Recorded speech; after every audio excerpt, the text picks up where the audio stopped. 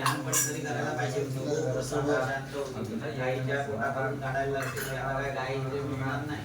आणि गाईच्या पोटापासून आपण देवतांच्या सगळ्या मांडल्या आहेत. त्याच्यानंतर तुम्हाला थोडंसं तुम्हाला देणार आणि गायला नैवेद्य लाल भात भाजी काय करायची गाय कुणाची ज्याची गाय असेल त्याला द्यायची त्याला चारा पाण्याला.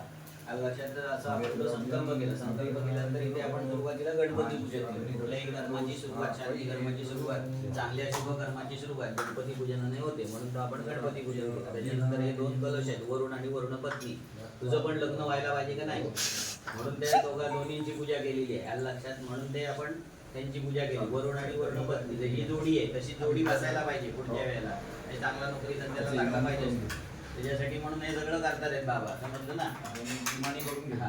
तर ते आपण केलं. त्याच्यानंतर इथे आपण मातृका पूजन केलं. जसं आपण लग्न किंवा बारसं शुभ काय काम असतं त्यावेळेला सगळ्या नातेवाईकांना बोलवतो, तशी शांती कर्माच्या वेळेला या देवतांना बोलवल्याशिवाय पुढचं कर्म होत नाही. त्याच्यामध्ये तुम्हाला सुद्धा सोय राहतो. तरी ह्या देवतेचं पूजन केल्यामुळे ही शांत पूर्ण होईपर्यंत तुला त्याचं बाधा काही नाही. एकदा शांत पूर्ण झाली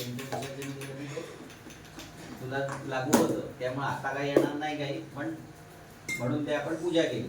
आणि आता होम हवन इथे तुझ्या नक्षत्र देवता मांडलेल्या आहे. पुष्य नक्षत्र देवता, विषय योग आणि नवग्रह मंडल असं आपण त्याचं मांडून या दोन्ही गुरुजींनी तिथे पूजा केलेली आहे. आता त्याच देवतांचं होम हवन होणार आहे इथे. लक्षात आपण त्यासाठी अख्खं भात, त्याच्यानंतर समिधा आणि तीळ, त्याच्यानंतर पायस असं त्या देवतेनं जे जे लागतं तर ते आपण त्या देवतांना जे काय अरिष्ट तुझ्यावरती येईल तर ते दूर व्हावं त्याच्यासाठी म्हणून बली. ते झालं की मग या कलशातलं तुझ्या अभिषेक करणार आणि तुला नारळ पूर्णावती देणार तुझ्याकडून. आणि मग तुला अभिषेक करून झाला की तुला नारळ फळ तांदूळ सगळं तुझ्या पोटी प्रसादाचं देणार. लक्षात. बरं चहा कॉफी आधी इमानी करून उजव्या हातामध्ये पाणी घ्यायचं. उजव्या हातावरती म्हणायचं आणि मी सांगतो ते म्हणा. इमानी उप कल्पितानी हवनीय द्रव्याणी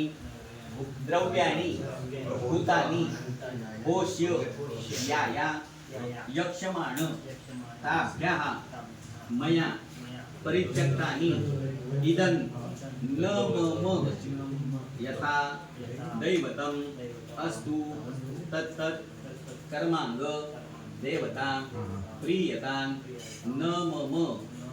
हातावरून पाणी सोडते. तत्सत ब्रह्मार्पणमस्तु. परत एकदा सोड.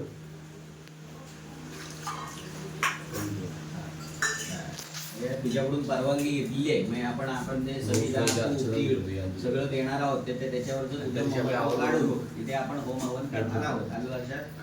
आता आहे बसून राहा. श्री रूपा पाच कलशाचा